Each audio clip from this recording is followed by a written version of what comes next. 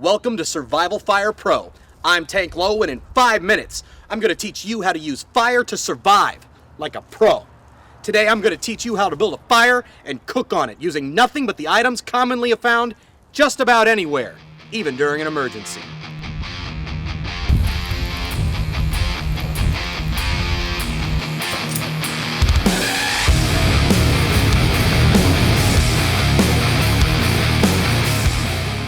In life, there are many circumstances that might arise that would cause you to need a fire to cook your food. Whether following a major power outage, or when you're camping, or even during a natural disaster, being able to build a fire and cook on it is a valuable skill. You will need tinder, kindling, and fuel for your fire. Here we have a broad selection of each using an old ash tree. First, we should gather the tinder. Tinder is any light, dry, small particles that easily burn, such as fibers, bark, dry brush, moss, dry leaves, straw, or dried grass. The purpose of tinder is to start a very small fire that will ignite the kindling. The next thing to gather is kindling. Kindling is harder to burn and is used to ignite the fuel for our cooking fire. Kindling is slightly larger dry matter comprised of small sticks, twigs, or even large strips of bark. Now we will gather fuel. Fuel is any large piece of wood that will burn at length.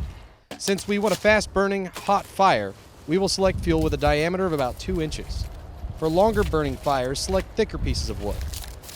Now it is time to select a spot to build your fire. Select a clean, dry location, free of debris and not near anything flammable. For building the fire ring, you will need to find an area about 6 feet across, with an area approximately 2 feet across in the center for building your fire. Next, gather large stones, as large as a softball or larger, to build a ring around your cooking spot. Never use wet rocks when building a fire if at all possible. Wet rocks can explode when heated, especially if any accelerants are used to start your fire. Once the area has been selected and the fire ring built, place your tinder in a small pile in the center. Above this, arrange your kindling in a small pyramid, leaving small gaps between the sticks to allow the fire to breathe. Then, place the fuel around the kindling, forming another pyramid with gaps in it to allow the fire you're making to continue to breathe. Next, we're going to get this fire started. You must determine the method you'll use to start the fire.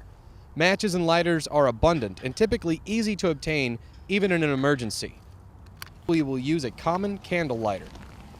Today we're going to use a teepee or cone-shaped structure using our tinder, kindling, and larger wood pieces, which works quite well for starting a cooking fire. While waiting for this fire to get hot enough to cook, we're going to go ahead and get our food ready.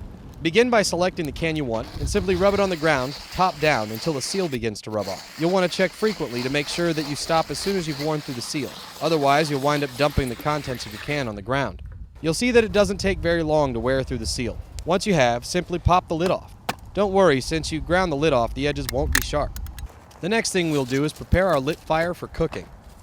Begin by spreading the fuel around, without separating the pieces so far that they stop burning.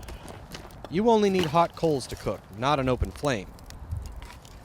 Next, we place a metal trash can across the top of our rocks. This will serve as a grill of sorts for cooking our can of beans. Next, to make sure that the beans don't burn, add enough water that the standing water is about 1 centimeter deep. Then simply set the open can of beans in the center of the trash can lid. While the beans are cooking, we're going to show you how to make a tool to remove a warm can from the fire, and how to create your own makeshift spoon. To do both of these, you'll simply need 2 thick sticks and a strip of fabric. The sticks should be sturdy and about 1 foot long each. Use the strip of fabric to tie one end together, and voila, you've made your tool. Using the tool, place the lid of your can between the 2 sticks, and about half of the lid sticking out from the sticks. Then simply place the tool on the ground, with the lid extending out beneath the tool, touching the ground at an angle. Then simply push to bend the lid. And voila, you've created your own makeshift spoon. Next, simply use your stick tool to remove the can from over your fire. Use the open end to grab the can and simply squeeze to lift. Now you have a can of beans ready to eat and a spoon to eat them with. Always make sure to extinguish your fire when you're through. To do so, simply use your stick tool to flip the trash can or other metal container and pour the water onto the fire. Then use the stick tool or any other broken shovel or other metal instrument you may have nearby and spread the wet material around, extinguishing the fire. Then comes the best part, eating. And there you have it. Now you will be able to continue cooking. That's good. Even when you have no tools and nothing to cook with. We'll see you next time on Survival Fire Pro.